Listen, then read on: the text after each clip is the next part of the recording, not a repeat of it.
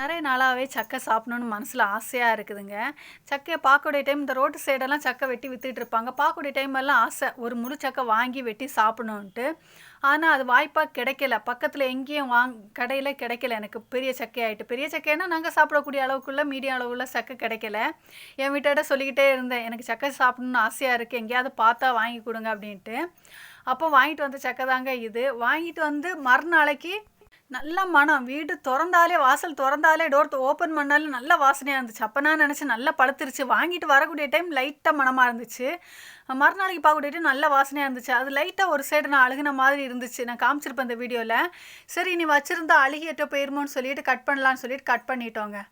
நல்லா ஆசையோடு கட் பண்ணேன். ஏன்னா கட் பண்ணால் சொலையெல்லாம் மஞ்சள் கலரில் இருக்கணும். கட் பண்ண உடனே சொலையெல்லாம் வெள்ளை கலரில் இருந்துச்சுங்க. ஷாக் ஆயிடுச்சு.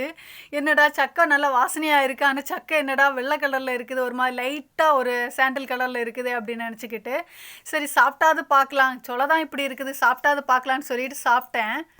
நான் எதிர்பார்த்த டேஸ்ட்டு வரவே இல்லைங்க அதில்.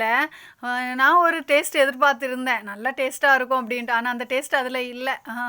கொஞ்சம் ஃபீலாக இருந்துச்சு. சரி பரவாயில்ல, ஆசைப்பட்டதுக்கு சாப்பிட்டுக்கலான்னு சொல்லிட்டு சாப்பிட்டுட்டோங்க.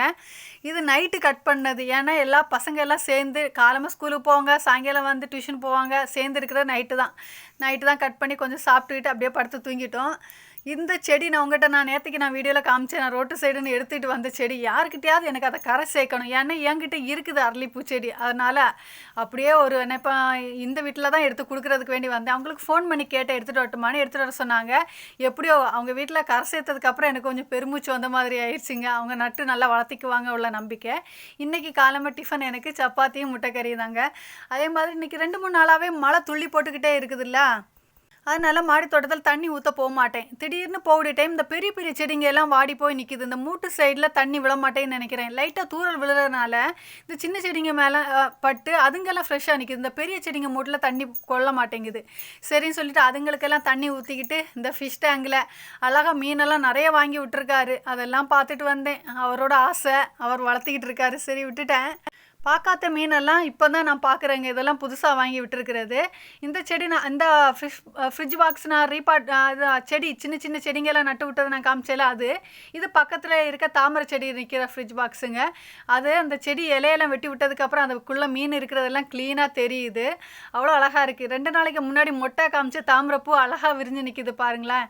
இந்த ஃப்ரிட்ஜ் பாக்ஸை தான் ரீபார்ட் பண்ணணும்னு சொல்லிட்டு இருக்காரு. அதை நான் வீடியோவாக எடுத்து போடுறேன். ஃப்ரெண்ட்ஸ் எப்படி இருக்குதுன்னு சொல்லுங்கள். இந்த பூ பார்க்குறதுக்கு எவ்வளோ பார்த்தாலும் ஆசையே தீர மாட்டேங்குதுங்க. அவ்வளோ அழகாக இருக்குது. இந்த வீடியோ பிடிச்சா லைக் பண்ணுங்கள், சப்ஸ்கிரைப் பண்ணுங்கள். தேங்க்யூ, பாய்.